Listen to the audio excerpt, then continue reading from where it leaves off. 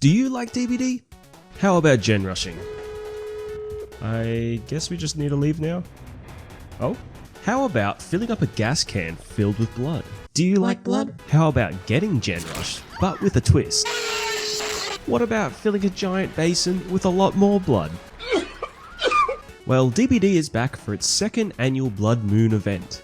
The new event rift is now active, and the cosmetics have been some of the coolest designs I've personally seen. But the real gameplay comes from the new objectives to the game, in the form of blood generators. This differs from last year's event, replacing the blood basins.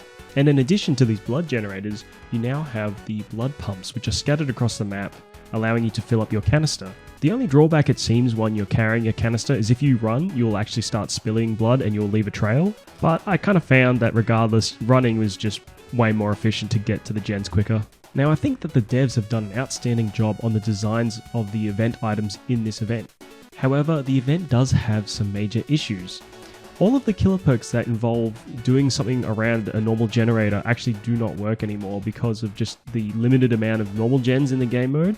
And not only that, but it also applies to characters like the pig, which in order for her power to actually become active, a generator has to be completed. And obviously a blood generator getting completed doesn't actually fit the criteria for that. I'm sure this is probably just an oversight in regards to the event, but it still doesn't feel great for Killer, considering the fact that the only thing you can do in this event as Killer is just kick over a canister and kick the new blood gens. There's no real extra gameplay benefit for playing Killer in this event. However, despite this, it did showcase how strong the new Killer is, especially since you can't really run any gen regression perks. Check out this clip on RPD and how quickly I catch up to the survivor on this loop.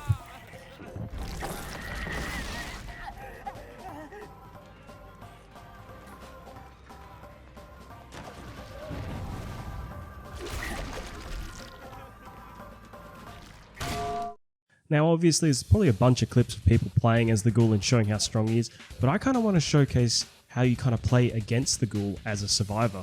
I'm just going to show some of my clips of the best chases I had against the ghoul, and kind of explain my thought process and what was going on during the game. So because this was the first survivor hooked, I had no idea that I would get friends to the end on me, and I was already kind of set up so I could play for the unhook. And so now I'm going to have to try and find a loop where I can last long enough that the exposed status effect wears out. And this is kind of where you find strength in looping against the ghoul. These shorter rounder loops are actually really effective against the ghoul. And pre-dropping pallets is kind of effective if you're not marked, but if you are marked, don't pre-drop pallets because they'll just be able to vault over the pallet and catch up to you almost immediately. So now we're playing the shack tile, and I've just kind of 99 my sprint burst and I'm going to pop it right here. Having an exhaustion perk against the ghoul is almost necessary, otherwise you will not make it to any other loop or transition to any other tile. And I managed to get all the way back around to the window, and I click my flashlight because I have a small PP, and then right as the ghoul's about to leave, I kind of peek my head out like a turtle again, and then she initiates chase again once she gets the deep wound on me, but now at this point I'm marked so she can vault the pallets, so I've got to be aware of this.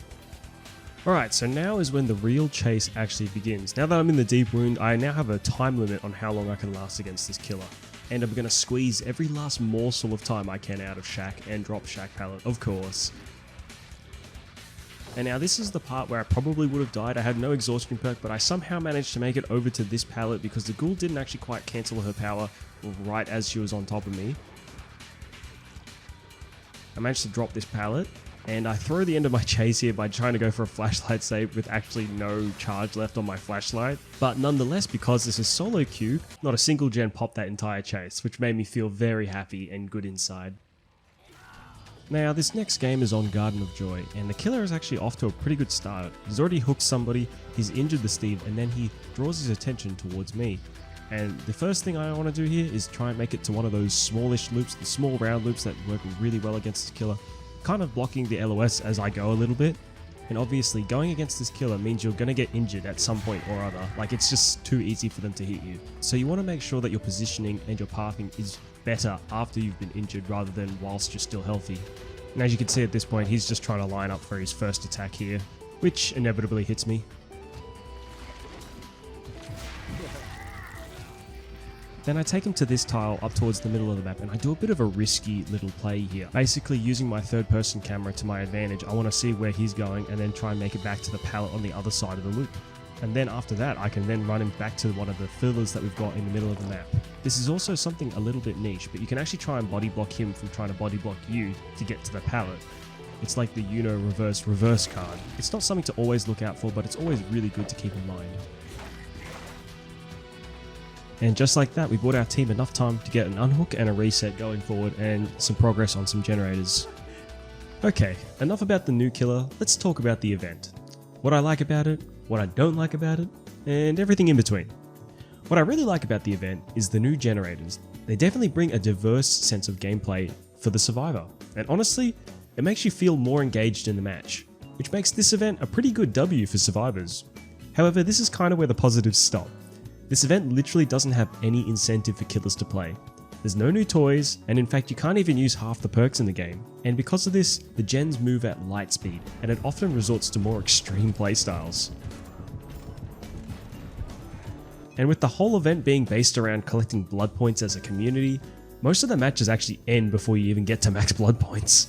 But anyhow, the devs do have some really cool resources to play around with in the future now, but I'm not very hopeful for any hotfixes coming to the event in the present. But thank you for making it to the end of the video, I hope you enjoyed, and subscribe if you want to see some more videos in the future.